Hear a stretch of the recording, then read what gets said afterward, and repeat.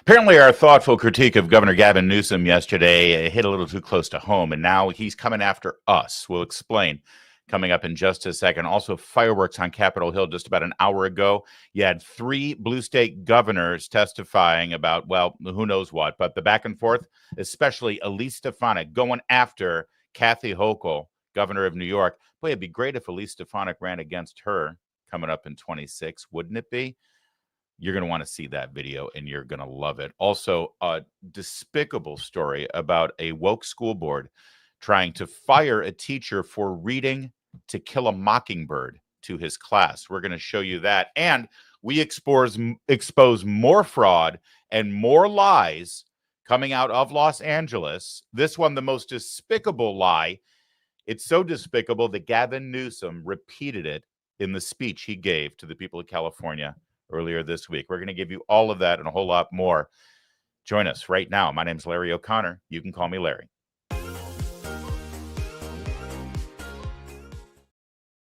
Great opportunity to tell everyone to like and subscribe this show right now as you're watching us. I want you to know that we're going to get to your super chats at the end of the show. For those of you who are new, because our audience is growing, thanks so much for being here for our live stream that we do on weekdays at noon. We do get all of your super chats. We accumulate them all, and at the end of the show, I'll interact with them and interact with you. So thank you in advance for all those super chats. And if everybody watching right now liked this video, we would double our viewers right now. And that means more fun in the live chat. So do that, would you? I appreciate it. Thank you. Yesterday, we gave a critique of Governor Gavin Newsom's address that he delivered to the people of the state of California. We broke it down. We told you what was good, what was wrong, what was an error. And I want to just start this by saying I have to apologize to you. I was a little hard on the governor. I called him demonic, a sleazebag, a psychopath, a sociopath, a liar. Did I mention demonic? Evil. And I'm sorry. I'm truly, truly sorry. Because I left out that he's a money-grubbing, sleazy grifter who's literally trying to profit off of the violence and mayhem in the streets of California. I apologize. Shouldn't have left that out. Let's start at the beginning. You'll remember before he delivered his speech, his address, his official address as governor of California to the people of his state, he wanted Sean Hannity to carry it live on Fox News. Remember? All right, this is a Fox News alert. Governor Newsom just texted me and was asking me whether or not we will be taking some of his press conference at the bottom of the hour. So that'll be about 3 minutes from right now as he's slated to address the nation. I will fact check it in real time. Now, you'll remember that he did, in fact, run that speech. And of course, the audio wasn't working. It was all busted and you couldn't even hear it. And eventually they rejoined it after the fact, after they fixed their technical difficulties. But understand something. Gavin Newsom proactively asked the #1 cable station to run this speech because he wanted as many people possible to see his statement to the people of California. Now, we thought it was because he was being a leader of the people and he wanted to make sure that everybody heard his message. But now we realize that the reason he wanted all those people to see it is because he wants the Benjamins. He wants the money. There's profit in this whole scheme as his city burns. I'm being serious. You see, we used the speech yesterday. We talked about it. We broke it down. We critiqued it. We explained to you what he was lying about, and we gave our response in real time. We broke it down into pieces, stopped and started, and used our free speech rights to give what's called fair use commentary on the governor of California's official remarks to the people of California. And we woke up this morning with this. Gavin Newsom issued a YouTube copyright claim through the This Is Gavin Newsom podcast for his address to California. Targeted me, and I'm guessing other content creators out there on various platforms. YouTube, of course, as is their standard practice, immediately demonetized the video. That's fine, honestly. It's funny. It's ironic. You'll see that the claimant was iHeartMedia. Now, that's a radio and podcast company. Not this company. We're Salem Media. we're friendly. I like a lot of the people who are on iHeartMedia. This isn't really a fight with iHeart. But I joked yesterday when the microphone wasn't working. I said, hey, isn't this guy a professional podcaster? That's his main job. His sideline job is actually governing the state of California. You'd think he'd get good equipment. Little did I know that I was speaking the truth, that wasn't a speech by the governor of California.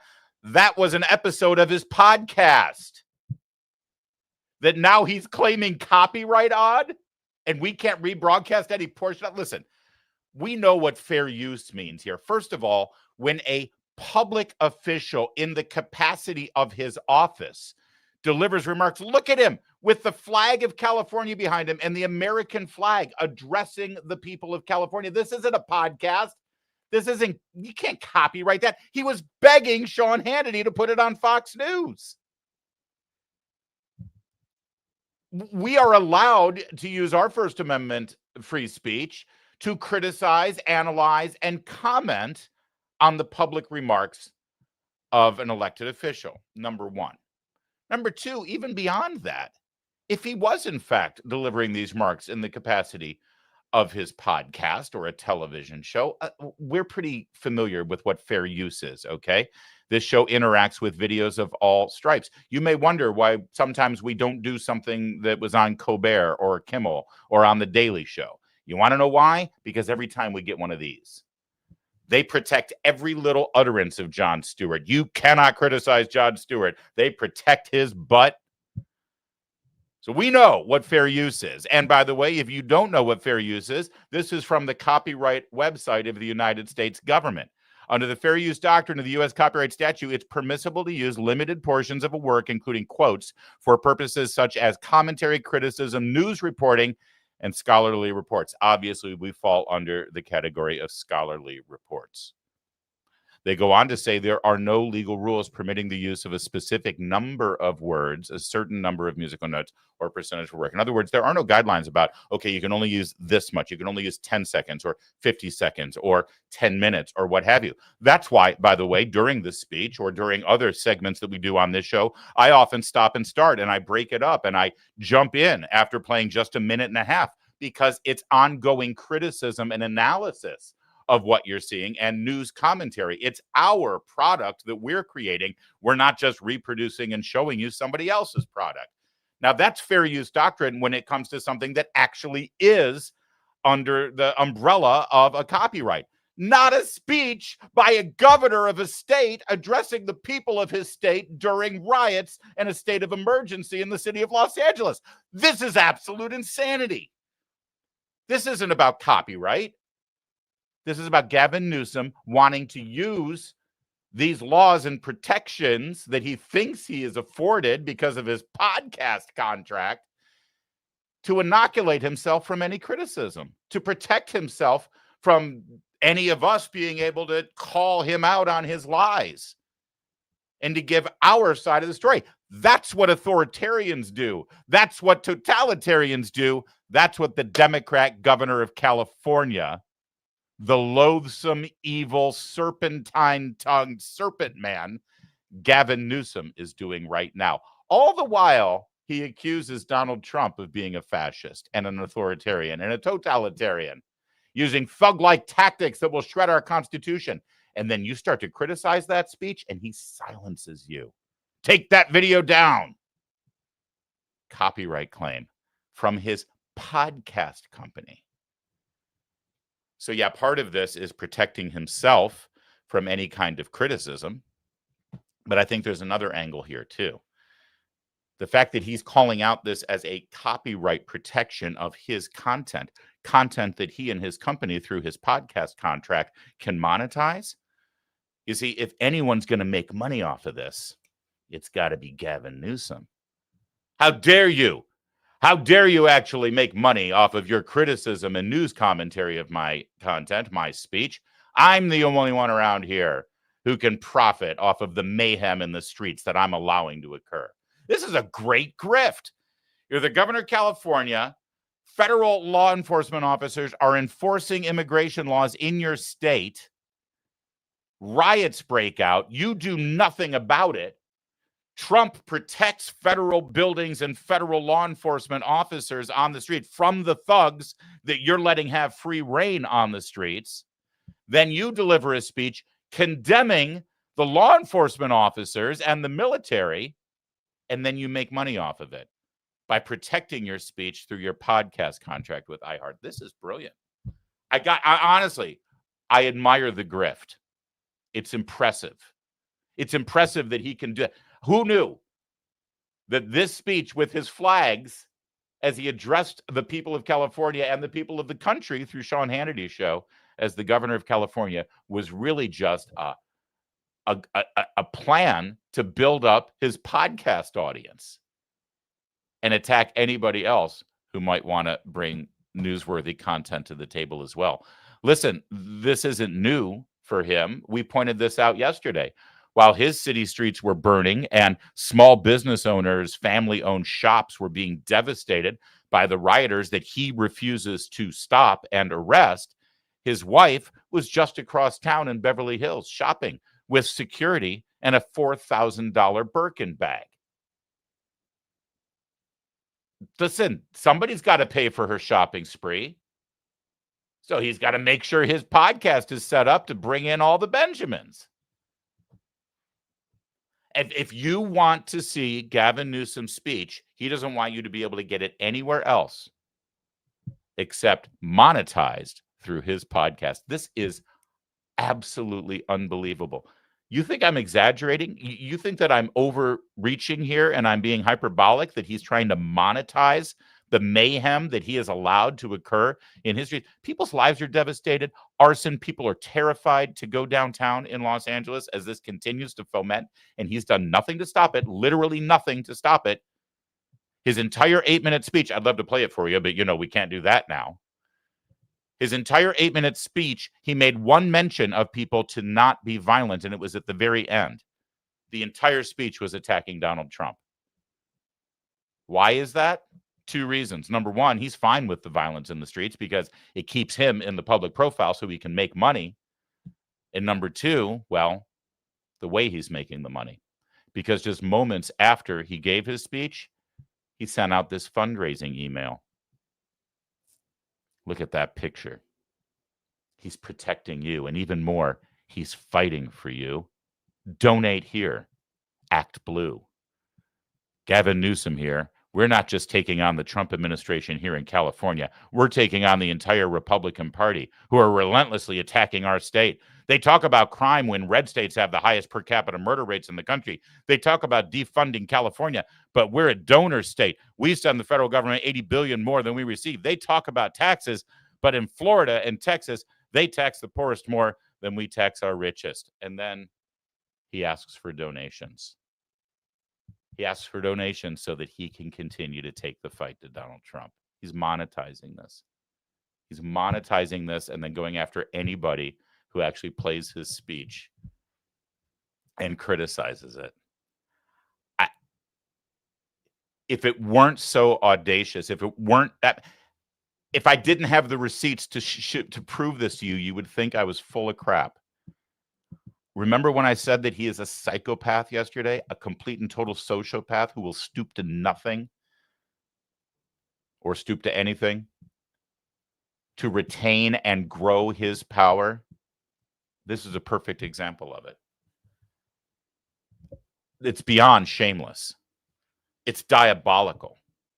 And I guess what he didn't like was yesterday us exposing, first of all, the truth behind the lies in his speech, but also the money trail about who actually financed and funded a lot of the mayhem that you're seeing in the streets. And to that end, I'm sorry, Governor Newsom, you can try to call it copyright on this one too and try to censor us and silence us and keep us from getting the word out. But let's wrap up this first segment with more investigative reporting about who exactly is funding the violence that you're seeing in California. And spoiler alert, it's Gavin Newsom himself. This is reporting exclusively done by Jed McFadder. Now, Jed McFadder just co-wrote a book with Susan Crabtree, 2 great investigative reporters. The book is called Fool's Gold, and it's all about exposing California elites and the people who are ruining the state of California, like Gavin Newsom. We told you yesterday about CHIRLA, the Coalition for Human Immigration Rights in Los Angeles, and how their fingerprints are all over the mayhem you're seeing right now, all the community organizing that ends up being a protest turning into a violent riot. Well, check it out. Is it payback for big money support during the failed attempt to recall him in 2021? CHIRLA donated nearly $500,000 to oppose the 2021 recall effort against Gavin Newsom. Coalition for Human Immigrant Rights, CHIRLA, an advocacy group at the center of the anti-ICE protests in LA, sponsored a political action committee called Immigrant Power PAC, which donated a total of $471,000 to the Million Voter Project opposing the recall of Governor Gavin Newsom in 2021. This is according to public California election filings. CHIRLA Executive Director Angelica Salas served as treasurer of the Immigrant Power PAC, while also managing an army of CHIRLA volunteers who fought against the Newsom recall. I would love to know how many of those CHIRLA volunteers who got petitions signed and went door to door and tried to collect money to empower people to get out the vote to save Gavin Newsom from the recall effort, how many of those very same people are in the streets of Los Angeles today? That's what community organizing is all about. The Million Voter Project in recent days helped promote an urgent call to action to its supporters for an emergency rally in downtown LA to call out the reckless, harmful, and dangerous actions that ICE, police, and other agencies collaborate with. So they were in charge of getting people out in the streets during these riots. And then, along with their investigative reports here, here's the paperwork. They donated $500,000 in total to the Million Voter Project. CHIRLA did. Here's the urgent call of action that they put out to make sure that people take to the streets. But here's the best part. California, hold on. I got to get to Judd McFetter's next post here. I didn't have it teed up. I thought it was all part of that one.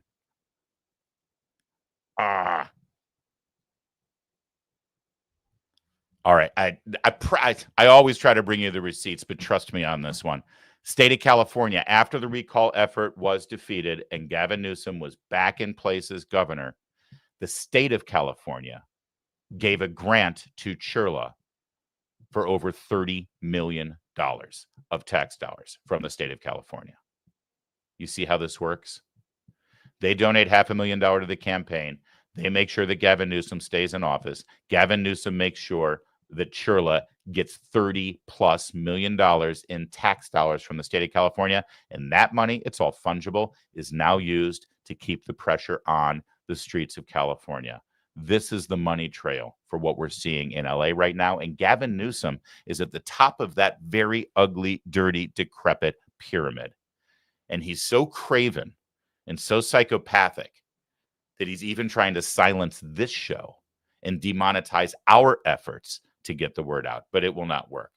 Demonetize all you want, Gav. You can't shut us up. Not anymore. We don't play that game anymore.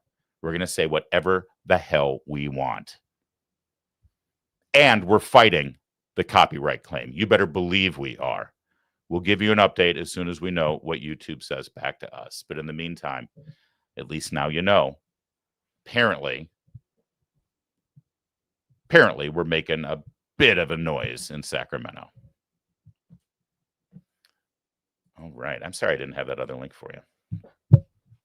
Capitol Hill today, 3 governors, Tim Walz, Kathy Hochul, Jabba the Hutt, J.B. Pritzker. They all have many things in common. One of them is they're all Democrats. Another thing is their states are falling apart and disaster areas. Another thing is all of them are rumored to want to run for president in 2028. And all of them took heavy fire from the Republican members of the House of Representatives on the committee. They were testifying. We're going to get to that, especially the showdown between Kathy Hochul and Congresswoman Elise Stefanik, who is rumored to be a potential candidate for governor to run against Kathy Hochul in 28. You're going to want to see that. It's huge.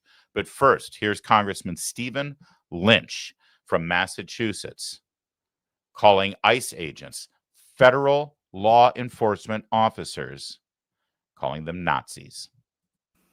I'm proud of my Democratic colleagues who are willing to stand up to this thuggery. Trump is a wannabe gangster. and he's showing the world what he's about.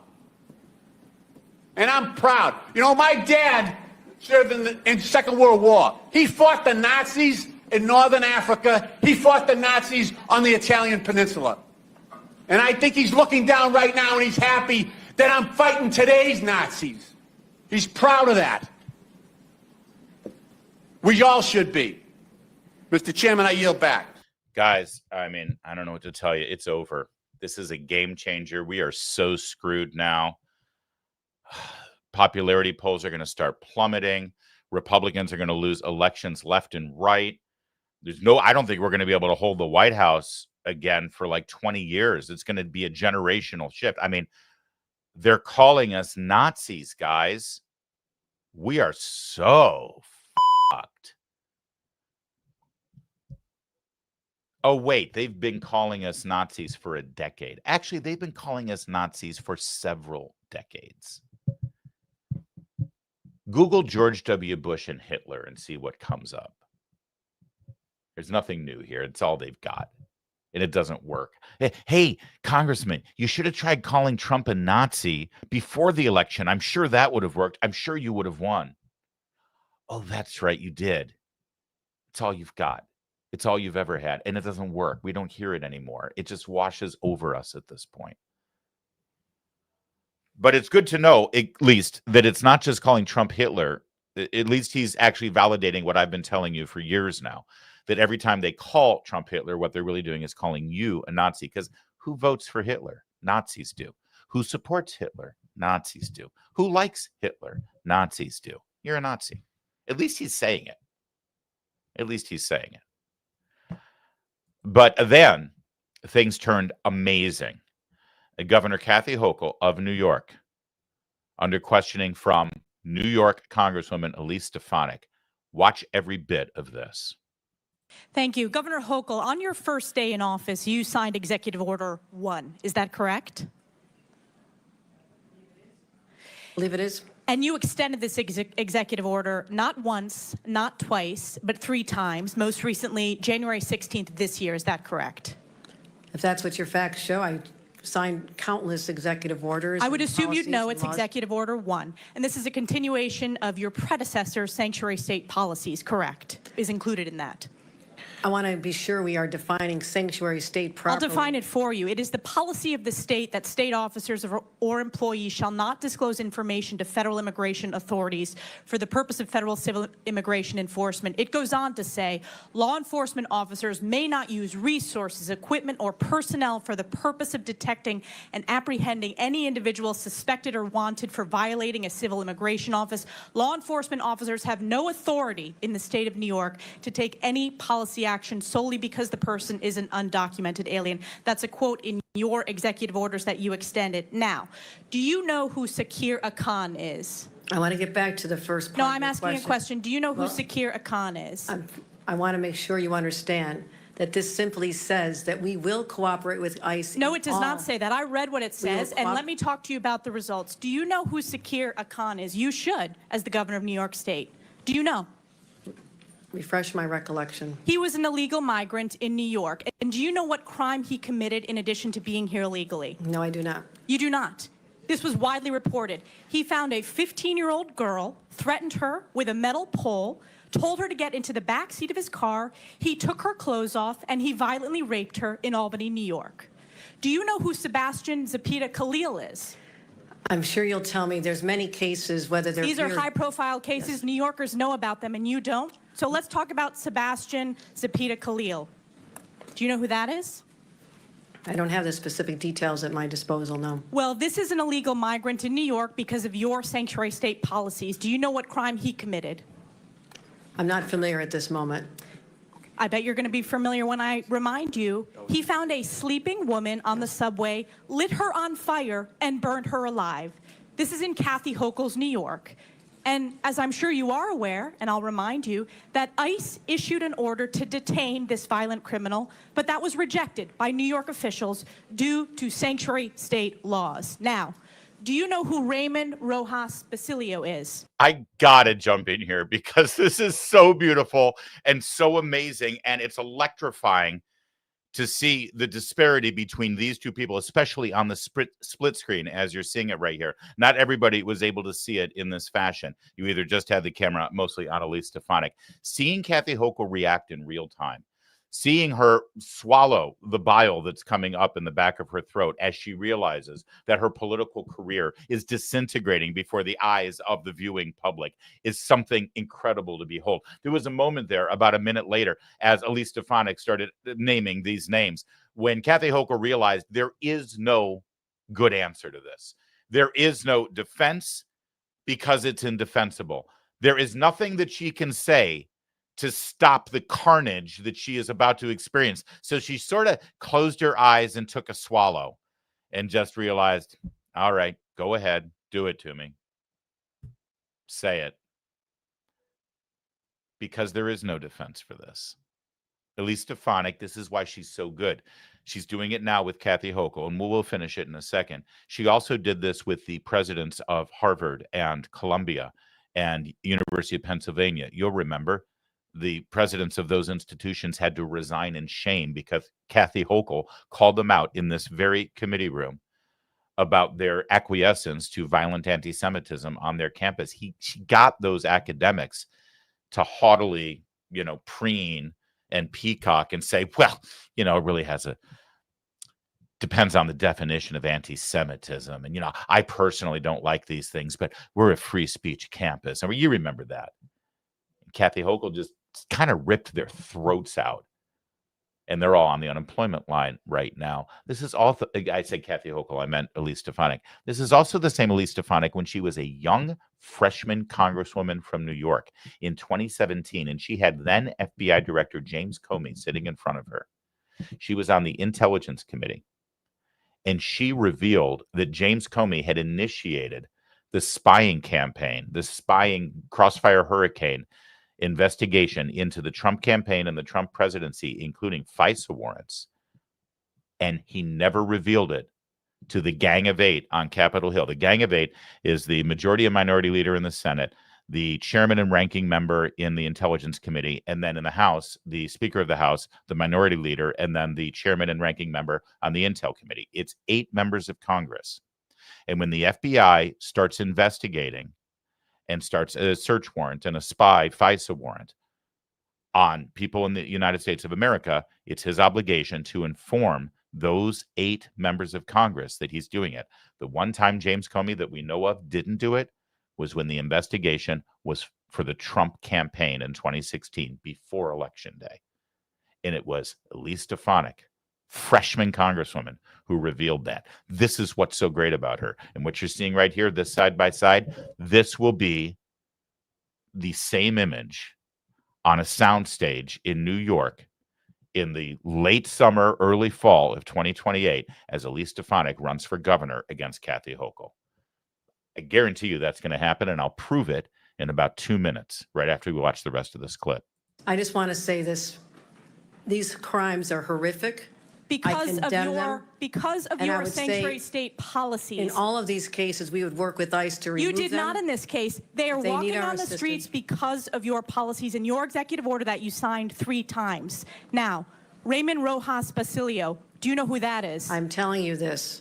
I will You don't know explain to you who it the is. policies of New York. We cooperate with, I know you're just You do trying to. not. You do not. Specifically, ICE was told not to detain this individual, and he burned a woman alive on the New York subways in Kathy Hochul's New York. So I will keep on going. What about Raymond Rojas Basilio? Do you know who that is? I'm going to tell you our overall policy, which will address all this. I'll tell We you do who not- that is. He is an illegal who molested an 11-year-old in our state because, again, of your sanctuary state policies. This illegal was shielded from federal immigration enforcement and able to commit this heinous crime. And what about Wilson Castillo-Diaz? Do you know who that I'm is? telling you this. We do cooperate fully with ICE in criminal prosecution. Our sanctuary You're not advocating for regulations these victims. only deal This with is a civil 5-year-old who enforcement. was raped Civil on Long enforcement. Island in Nassau County. You are not advocating on behalf of these victims. You are shielding illegals. Even in your opening statement, That is you not true. prioritize putting illegals first. That is not Rapes true. of young girls, beatings of NYPD cops by illegals who are here under Kathy Hochul's failed policies, burning New Yorkers alive. This is Kathy Hochul's New York. It's one of the many reasons why you're hemorrhaging support from hardworking New York These are families. horrific crimes, and they're heartbreaking. They're horrific crimes that are committed on your watch. You signed this executive order on your first day in office. You signed it again and again this January. We deserve a governor who stands up for law-abiding New Yorkers, doesn't put illegals first, but actually puts New Yorkers first. I appreciate Rather than the going chairman's... after the viral moment, I suggest you look at the facts. I'm standing up for New Yorkers. No. Rather than addressing the illegals in New York, you are prioritizing your far-left sanctuary state policies, which you put in place with executive orders. Instead of advocating for victims, a 5-year-old who was raped, you did not. They were released because of sanctuary state policies in New York State. No amount of words is going to clean up your failed record and these horrific crimes committed in sanctuary state that you created. And with that, I yield Your back. representation, the facts, absolutely false. Yields back. Absolutely Chair false. recognizes Ms. Norton. Wow. Wow. Can I vote for her today? Can I do it? Can I move to New York to vote for her today? That was fire. That was brilliant. That was perfect. Let me tell you something. I know y'all think New York is a lost cause and New York is Democrat and it's blue, blue, blue. And yesterday I even said that I think if things continue the way they're going and Gavin Newsom continues to fumble and sputter the way he's doing, that California could very well be in play. New York is 100% in play. Lee Zeldin, who's now your EPA administrator, he came this close to beating Kathy Hochul. Now the people of New York have had 4 years of disaster under Kathy Hochul. At the time, she had only been governor for like 9 months or 10 months because she replaced Andrew Cuomo after she worked behind the scenes to get rid of him. He had to resign. She stepped in and then she ran. Let's give her a chance. Lee Zeldin almost beat her.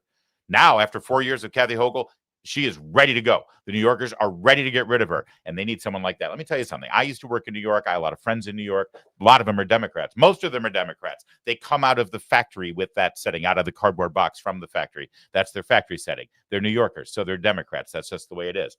But right there, Kathy Hochul had a choice. Kathy Hochul could either do what she did, which is these are just horrific crimes, and we really feel compassion for the victims. It's terrible, and we cooperate with ICE. We cooperate with ICE, which is a lie, of course, because Elise Stefanik set this up brilliantly by beginning with Executive Order 1, which specifically mandated that law enforcement and other agencies do not cooperate with ICE. If they cooperated with ICE, none of those crimes would have happened, because when they had these criminals in custody, they would have handed them over to ICE. So everyone already knows that she's lying.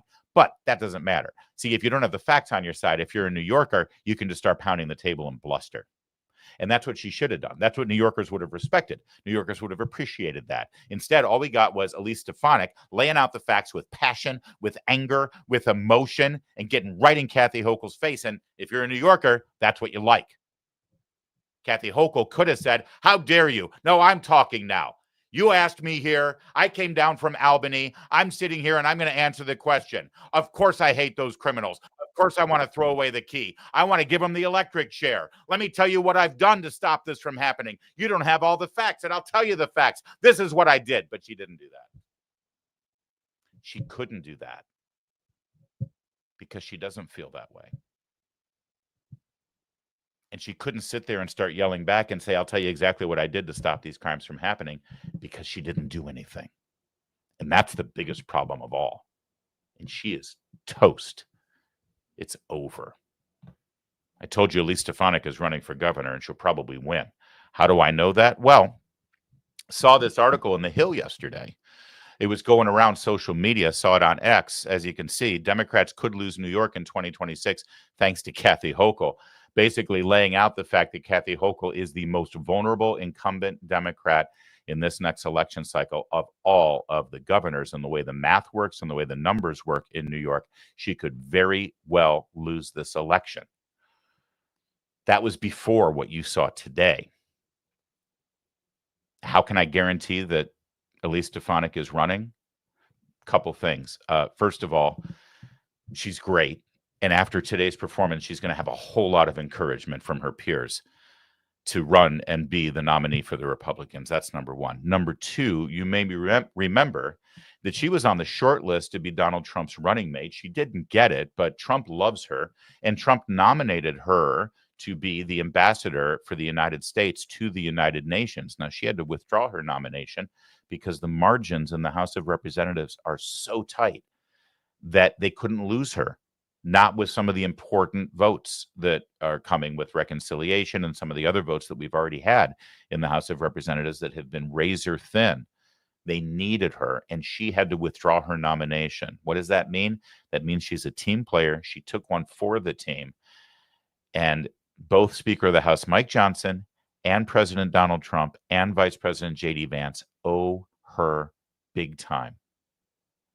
You have that kind of power and money-raising capability and organizing capability behind you going into a governor's race. I mean, 80% of your job is done. Don't forget, J.D. Vance is going to be in charge of the RNC's midterm election campaign contribution protocols. He's sort of the treasurer for the midterm campaigns coming up. He will be able to distribute campaign funds.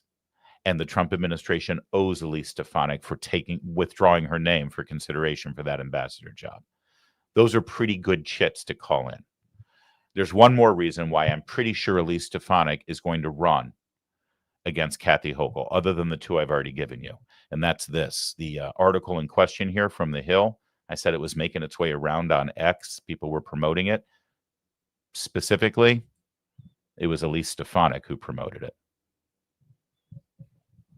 She herself posted this on X and pulled out the quote, Hochul appears to be one of the most politically vulnerable governors in the country. Her weakness offers Republicans an opportunity. If the GOP can field a credible, well-funded candidate in 26, particularly one who can energize the Republican base, speak to concerns about crime and affordability, and exploit Democrat dissatisfaction with Hochul, the party could make a real play for the governorship. That's what Elise Stefanik herself pulled out and promoted when posting this. Yeah, I think it's fair to say that she's running. And after today's performance, she's winning. One other great moment today on Capitol Hill. This is Representative Brandon Gill, who is a real up-and-comer, freshman out of Texas. He's been brilliant in these hearings. Here he is squaring off on transgender bathroom policies with Jabba the Hutt Pritzker. Mr. Governor, do you think that biological men should be able to use women's restrooms? I'm not sure how this has to do with immigration. It's just a yes or no question. Why are you? It's very easy to answer. This? Do you think that men should be using doing women's fact restrooms? finding? I'm sorry. Do you think men should be allowed in women's restrooms? I'm not sure why this has come to this issue. You tweeted that as a protest against President Trump, everyone should use the other gender's bathroom today. Have you ever used the women's restroom? Not that I can recall ever, sir. You wanted everybody else to do it, but you didn't? Sir, I'm not sure why we're on a topic that has nothing to do with today's hearing. You're advocating for men to use women's restrooms, but you didn't do it? I do not advocate that, no.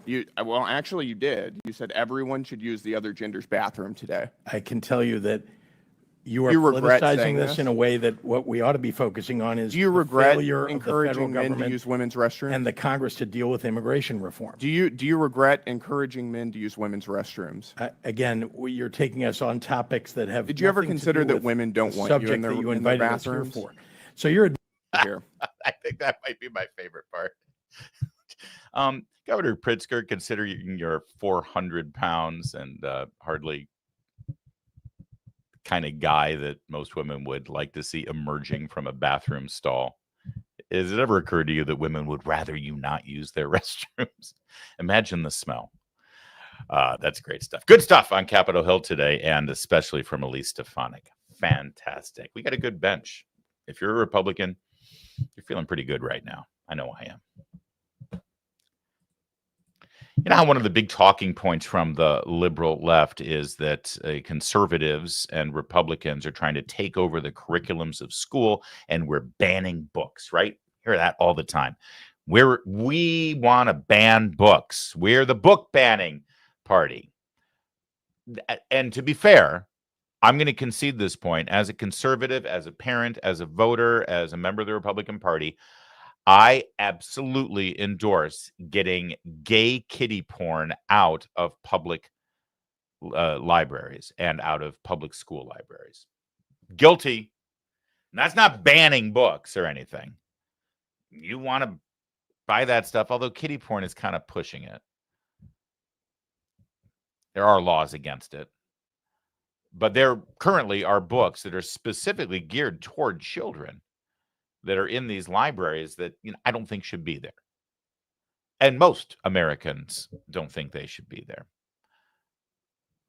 That said, this lie that conservatives want to ban books is actually kind of laughable, considering it's the woke left who are pretty upset about certain books that have certain themes and certain words. Specifically, well, take an American classic that almost every single school student in America for the last several decades in public school was expected to read and report on, To Kill a Mockingbird. Well, there's one teacher in America who has now lost a job because he read To Kill a Mockingbird aloud to his students. Our friends over at Frontlines Talking Point have the story, and then we'll expand on it in a moment. While students at West Valley High School prepare for summer vacation, found the spot. Matthew Mastronardi is fighting to keep his teaching job. I read a couple passages. All because he took a risk and read out loud a passage from the American literary classic To Kill a Mockingbird. Don't you believe a word he says, Dill? Not just any passage, but the one featuring the N-word, which is used in the book dozens of times. Talking about the word. The N-word. The N-word. The third-year Spanish teacher says he was trying to make a point to his students about the importance of academic freedom after another teacher instructed students to skip over that controversial word. I think that's unfortunate because you miss out on engaging with the text in an honest way. Problem for Mastronardi. I said Calpurnia says that's talk. His performance was caught on a student's camera and has now gone viral. No, I did not. I had no idea. It's unclear if anyone even made a complaint, but his bosses decided it was a violation of the teacher's code of conduct and chose not to renew his contract. It's a stretch of the interpretation saying I engaged with students in inappropriate behavior. Mastronardi says he was shocked by the punitive decision, since there are no official rules instructing teachers to censor readings of American classics at West Valley. Nice to meet you. We caught up with Superintendent Kyle Rydell and asked for an explanation. You guys aren't going to renew Matthew Mastronardi's contract. I'm not aware of that, sir. Like I said, it's a personnel matter. It goes through HR. However, word is now getting out into the Spokane, Washington community. It's a good book to read, but I don't think that teachers should be saying it. And while some think Mastronardi used poor judgment, and also he was white, he shouldn't have said it. There's now a Change.org petition with hundreds of signatures asking the district to bring him back. Because he's a really good teacher. It was started by freshman Peyton Johnson. He was just reading out of the book. He wasn't saying it to anyone or in a rude manner. Meanwhile, the city's black community is also starting to chime in. We need to educate our kids more. Michael Brown runs a job training program for high school kids and says the N-word remains deeply offensive to African Americans. Once again, it goes back to ignorance, which means a lack of knowledge. But is also glorified by athletes and entertainers in pop culture. People, but I hate niggas. So Brown says intent and context matter. It depends on how it's stated. When it all boils down, I think people need to know the truth. But in this case, he says the district made the wrong call. And we got to quit shying away from that or being so sensitive. You want to tell us what really happened? Mastronardi is an Air Force veteran, also the school's assistant wrestling coach, and a father of 3. 4, 2, and 6 months old. And he's now appealing to the school board at the end of the month. Do you still stand by your decision to read the N-word out loud from this book? My conscience is clean, and if I could rewind to that exact moment, I would not do anything differently. Hoping this ends up turning into a teachable moment. All right, great report there from Frontlines, and it's very worthy to explore this a little bit, partly because of the academic freedom aspects of it and the hypocrisy here, but also, frankly, to sort of expose the lie that conservatives are the ones who are anti-intellectual. Conservatives are the ones who are trying to rewrite history. Conservatives are the ones who are the speech police. Conservatives are the ones who are trying to ban books.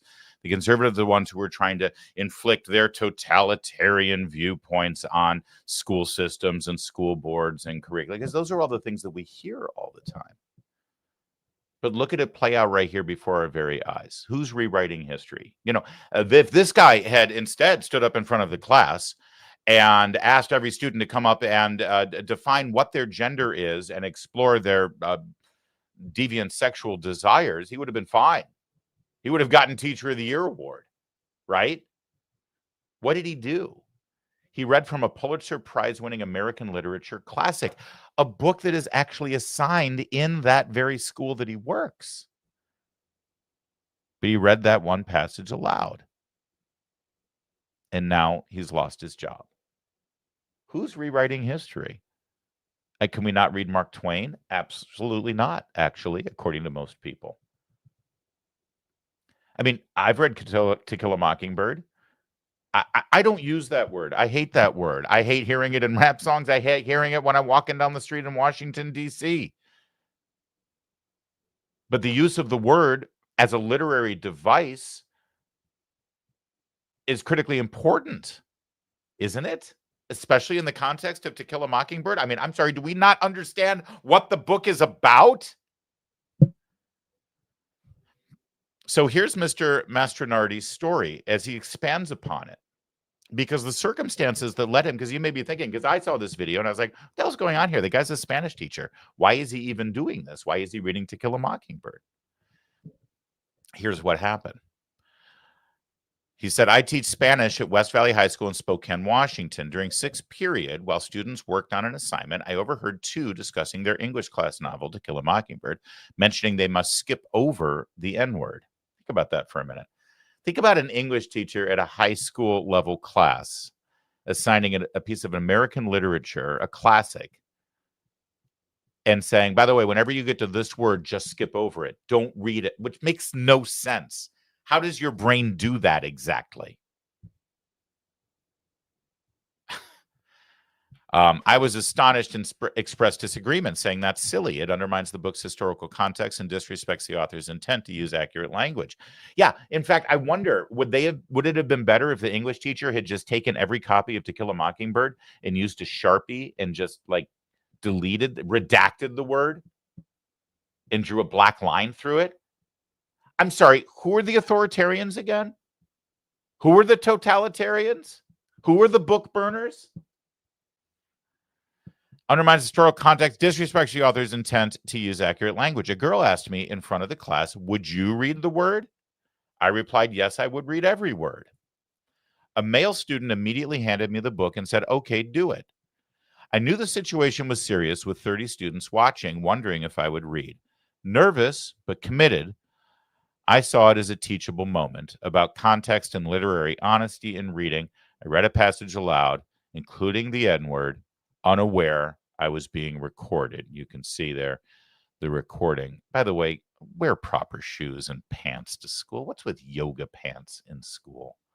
And what is that, like what are those shoes called? Forget now. On 28 April, I was given a verbal warning from our principal, Ryan Mulvey, and there's the letter from the principal, a warning about reading a book that is assigned in that school to students to read. On May 5, I received an email from Human Resources Director Sabre Dahl requesting a meeting. The next day, I met with Dahl and the principal, who informed me that due to recent events, I could either voluntarily resign or face the non-renewal of my contract. I submitted a rebuttal and refused to resign. Think about that for a minute. This one occurrence, this one moment that somebody caught on video. How long is that video? 11 seconds long. 11 seconds. Reading from To Kill a Mockingbird in front of a class, and you're told either resign or we'll fire you. I mean, think about what else what if this teacher instead had come out as transgender to their students? What if the teacher had revealed that they were gay and talked about their sexual lifestyle with their partner? Would have been fine. Could have spent the entire class doing that. Academic freedom, after all, right? Remember how Ron DeSantis was the one who was trying to get into the classroom and tell teachers what they can and can't say to their students with regard to their personal sexual behaviors, which, by the way, has no business in a classroom, whether it's gay or straight or whatever, involving sheep and donkeys. It doesn't matter. The teacher has no business talking about what they do in the bedroom and who they like to have sex with to any students. But that we were told is the don't say gay policy of Florida, which was also a lie. Here is a teacher spending 11 seconds reading from an American classic that is actually assigned in that very school. And he's now told, with that one infraction, resign or you'll be fired. 2 days later, Superintendent Kyle Rydell served me a non-renewal notice. It states that as a provisional teacher, less than 3 years with the district, I'm being let go for the listed reasons, but we all know the real reason. I requested evidence for the claims, but none that were provided. By the way, the reasons were concerns about your ability to serve as a positive role model, exercise of poor judgment with students, concerns from parents, and a concern that it is not in the best interest of the school district to continue your employment. I requested a meeting to urge reconsideration. We met on May 21st. During that meeting, they repeatedly stated the decision wasn't solely due to the To Kill a Mockingbird incident. When I asked what are the other reasons contributed to my termination, they provided no specifics. There are no parent complaints, no documented disciplinary actions, and I've passed every teaching evaluation. Superintendent admitted relying on hearsay for part of his decision. 2 union representatives taking notes attested to this. On May 29th, the superintendent informed me that despite our meeting, he would still recommend the school board to not renew my contract. By the way, that superintendent, he was part of that Frontlines video, remember, that we started with? He was asked about this. He acted like he didn't know. Yeah, here he is. That's the superintendent right there. His contract. I'm not aware of that, sir. Like I said, it's a personnel matter. It goes through HR. However, I'm not aware of that. It's a personnel matter. It goes through HR. But here's the letter with his name on it. Same name, Kyle Rydell. And it says specifically that he is recommending to the school board. He is recommending, not HR. He is recommending to the school board. So the superintendent of the school system apparently has mashed potatoes for brains and is right up there with Joe Biden in terms of his cognitive abilities and a cognitive recall, or he's just a liar. You decide. That's the story. The board meeting is 25 June. It's his final appeal to save his job. Students are upset. They've started a petition at change.org. You can sign that too if you would like. And you can also donate to his GiveSendGo if you would like. Unbelievable, abominable, unfair, anti-intellectual, anti-freedom, anti-education, anti-educator, frankly, anti-American. But finally, and most importantly, complete and total hypocrisy. Don't you ever take a back seat to the left when it comes to academic freedom or freedom of speech or so-called book bans. Don't you ever take a back seat. And don't let them bully you about you wanting certain books out of a public school library because, you know, they're graphic novels that depict sex and they're pushed on young prepubescent children. That's nothing to be ashamed of. That's something to be proud of. They should be ashamed that those books are in the library. Indeed, they should be ashamed that they would ruin a man's life because of this. Make them defend this. Make them defend this behavior. That's what woke policies do. That's the manifestation of the left. And that's what they would do in every school district across this country. I assure you. That's who they are. And don't ever let them forget it.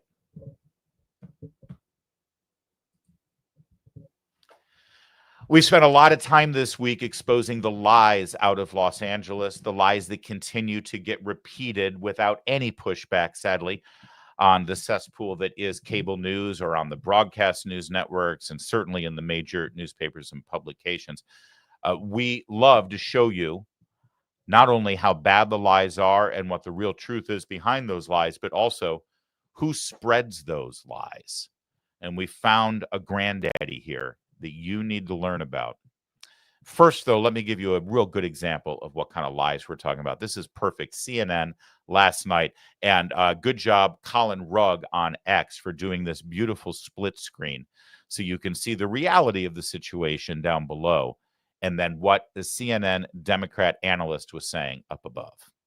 But I know our time. I know you live in LA. I literally left Los Angeles Sunday night. What is happening in Los Angeles and the way it is being depicted is not accurate. We're talking about a square mile out of a 500 square mile city. Most people are not experiencing it the way we are showing it on television. And I think we have to be very careful because there are not riots in the street. There are some bad actors and they need to be held accountable. But we have to be careful with the language you use, because if we say riots, we cause unnecessary fear. And the real fear is when military people start flooding our streets unnecessarily.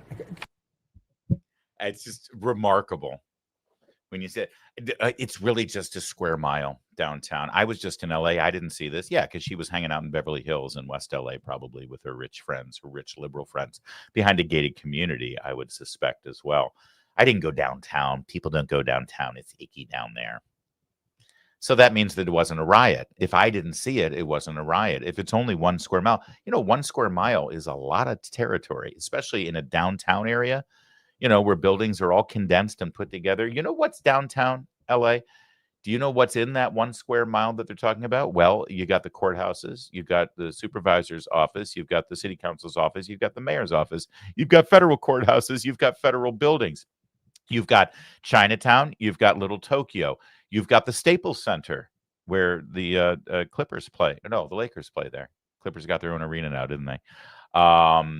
You've got the Nokia Live, the big theater that they use downtown. You've got the Music Center, Dorothy Chandler Pavilion. They used to have the Oscars there, the Mark Taper Forum where they do theater, and of course the Amundsen Theater. That's the LA Music Center. You've got the Cathedral down there. You've got tons of restaurants. You've got tons of office buildings. You've got tons of apartment buildings and condos. There's a lot you can pack into 1 square mile in a city. And of course, it did stretch well beyond that 1 square mile that she keeps talking about. They keep saying that. And yes, a lot of these images do come from there. But there was also an uprising in Paramount, California, which is about 5 to 10 miles east of downtown Los Angeles. Also on Friday at the Home Depot in Carson, where they made over 100 arrests. Carson is well outside of Los Angeles city limits. It's down the 405 freeway south of LAX. So it's just a lie. It's just a lie. And that's a perfect example of that lie, the gaslighting that you will have. And certainly it would have been instructive for them to show the side-by-side there on CNN, so the viewers could actually see the reality versus what this Democrat analyst wanted to say. But instead, everyone on the panel is like, oh, that's true. That's true. We're bad in the media. We shouldn't show you the truth about what's going on. We should just let you tell everybody what you want them to hear. But that's not the worst lie that's being exposed this morning. Do you remember this video? I'm sure you've seen it. It went viral.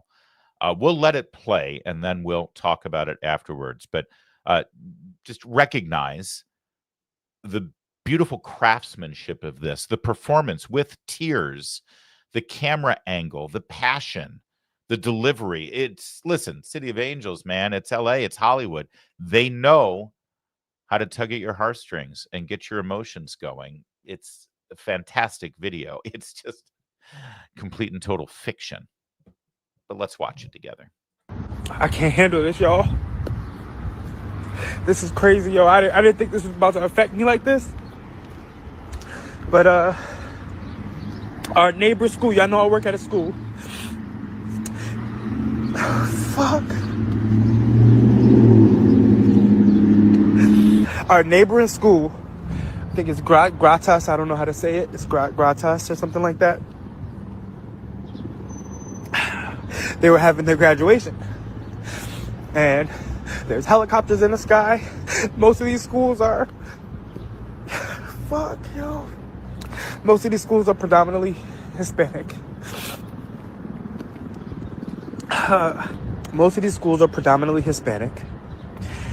Gratas, I believe elementary, was having their graduation.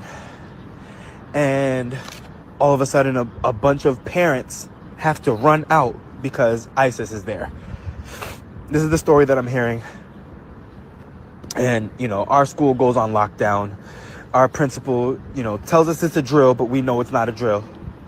And, I had to come outside. It's my break. We kind of got off of a soft lockdown. And parents had to run out because they don't have papers, and they had to leave their kids because the kids do. What type of shit is this, yo? And then kids are freaking grabbing teachers and crying on their leg because they don't know if they're about to see their parents when they get home. What the fuck is this? And we voted for this shit? 15 people just got picked up on Wilshire at the Home Depot. On Wilshire. Yo. Man, oh my God. This is not right. This is not right, yo. I'm sorry. Just give me a minute. So hard to see that. God bless that man.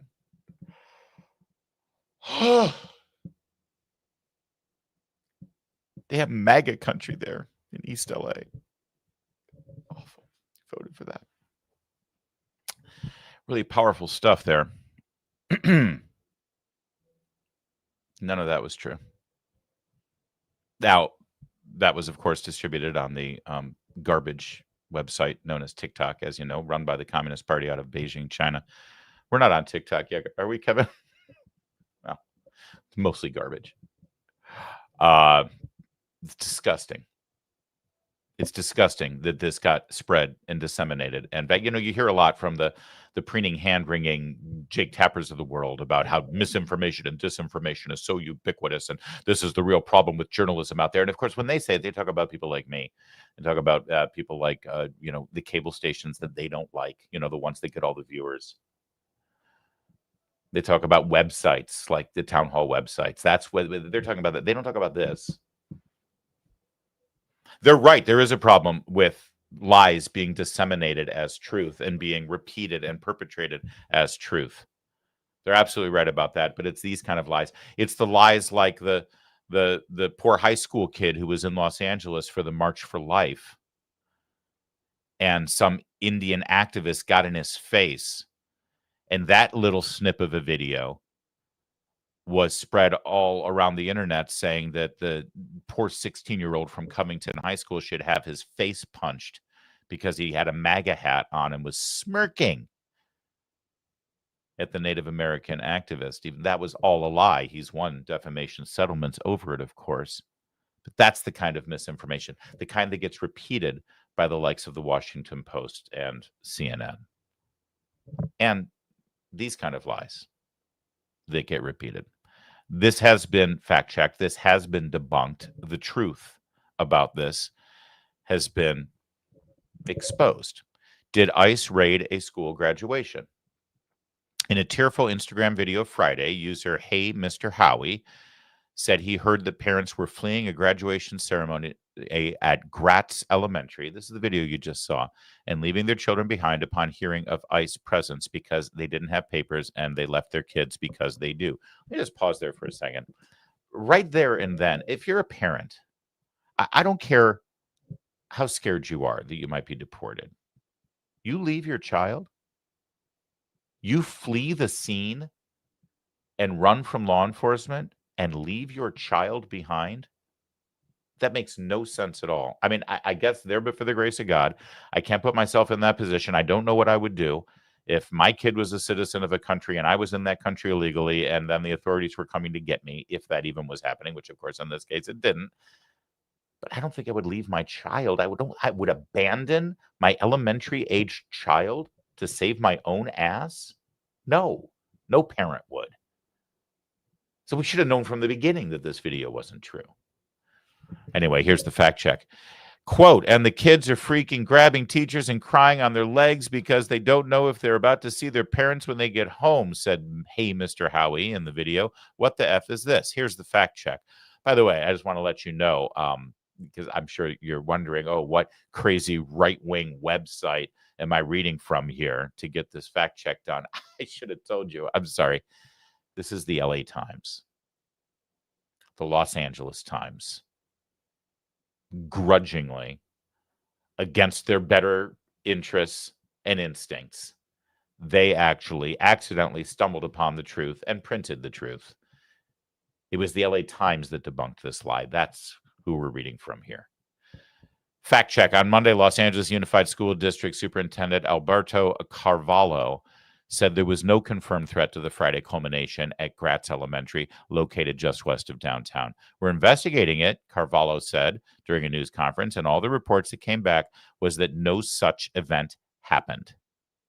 He added, what's possible is considering the level of fear and awareness. This is where he equivocates. This is where the LA Times equivocates.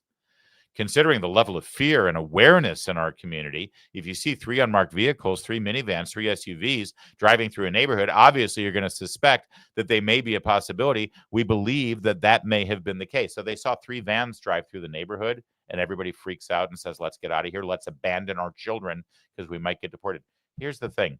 If you're living in fear and you're in the country illegally and you're afraid that you might get deported, first of all, if you're just sitting there peacefully watching your kid's graduation, that's not what's going to happen. The only people who have been apprehended are people who are consorting with known gang members and criminals. I want to keep repeating that because it's a lie that innocent people and innocent places are being raided. If an establishment is being raided, it's because they have a warrant that other illegal activity is going on in that location, okay? Those are the facts.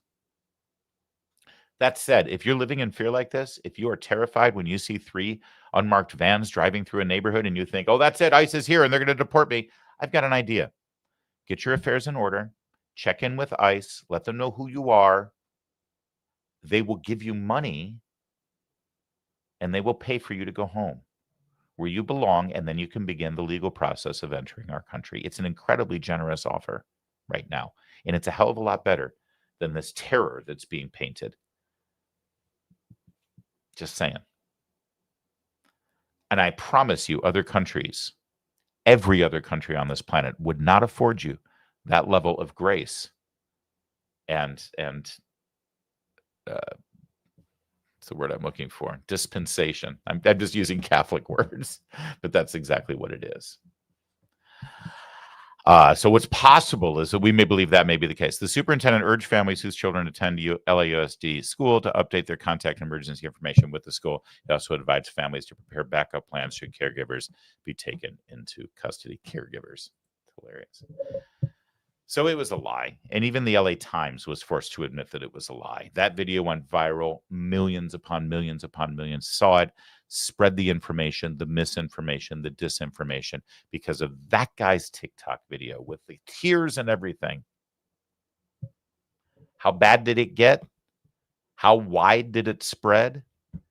Who would be so maniacal and vicious and sociopathic and demonic to take that TikTok video and then repeat it as if it were truth to scare people and get them so riled up that they'll take to the streets and maybe even commit violent acts because they're so angry over this lie about little children at an elementary school? Who would be that kind of monster? Who?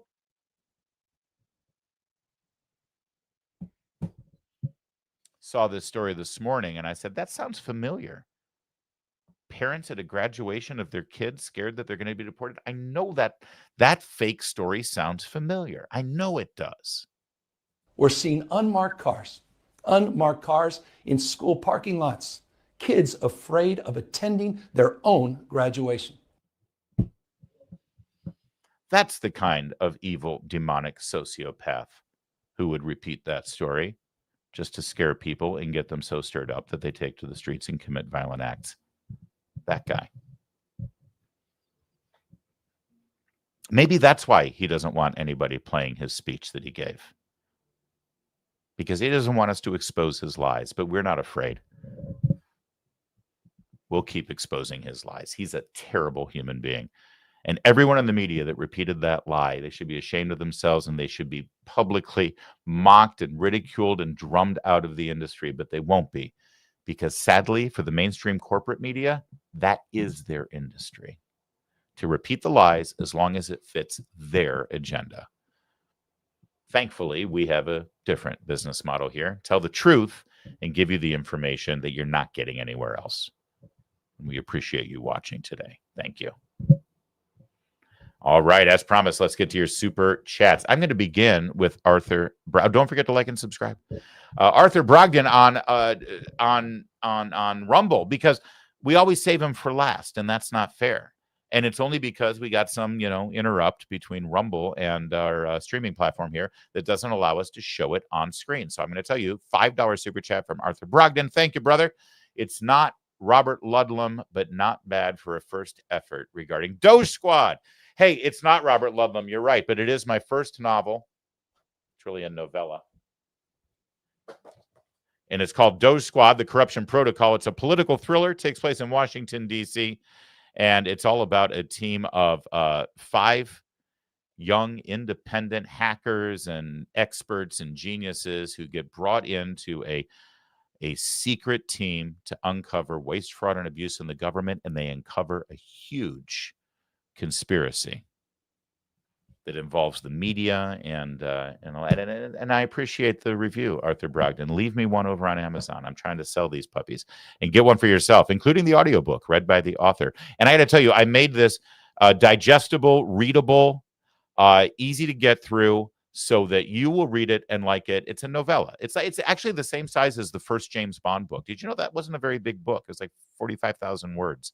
This is right up there. It's meant for you to be able to read quickly, really get through it, enjoy the story, enjoy the characters, and then give it to a young person in your life. Because I got hooked on books like this because I used to read Hardy Boys all the time, and those books aren't around anymore for some reason. This is my attempt to sort of appeal to that, 10 to 25-year-old audience as well. Thank you, Arthur. Thank you for the review. I didn't even know that's what the super chat was. I promise you, I just saw that there was a super chat. But yes, buy that book. Richard Murray, $10 super chat. There was an incident in Rochester where the local police assisted ICE, and all the Democrats, Hochul included, went nuts and were threatening the police chief. I have a vague recollection of that too. Yeah, no, it was more than just Executive Order 1 prohibiting law enforcement in New York. They have actively gotten in the way and punished law enforcement if they did cooperate with ICE, Richard. And that's my memory. I'm going to look into that as well. Thank you for that. Super chat. Brian T. Moniz, a cryptozoologist, $1.99 super chat and a super sticker. Cryptozoologist. What is that from? That's a reference to a TV show, isn't it? Kevin, help me out, Kevin. You're a pop culture fanatic. No clue. No clue. Cryptozoologist. All right. Thank you, Brian. Psychological projectionist with another £5 note. Write it on a £5 note. Wait. That's Adam Ant. Goody two shoes. But write it on a pound note. I don't know why I thought it was a £5 note. Write it on a pound note. You know that song, Kevin? No. It's an 80s thing. You would know it if you heard it. It's not a riot unless you call it a riot, so please don't call it a riot. The genius of vocabulary law enforcement from the Democrats. Well spotted, psychological projectionist. And thank you for the £5. We'll get some fish and chips with that. It's a British thing. Kevin, do you like fish and chips? Absolutely. You should come up to Annapolis. We have some great Irish pubs here. And we've got great fish and chips. Galway Bay is my favorite on Maryland Avenue. All right. Is that it for the super chats? Guys, thank you so much. Appreciate it. Keep an eye out for our next show. We might have something special over the weekend. If not, we'll see you Monday at noon. Same time, same place. In the meantime, my name is Larry O'Connor. You can call. Oh, and wait, hold on. Gavin Newsom or people from your podcast network or everything. We're fighting this. You're going to lose. You know you are. So you might as well just give up right now. It's not a good look. Gavin, it's a bad look. Trust me. It's making it worse. It's drawing more attention to your lies. So drop this because we will fight it. My name's Larry O'Connor. You can call me Larry.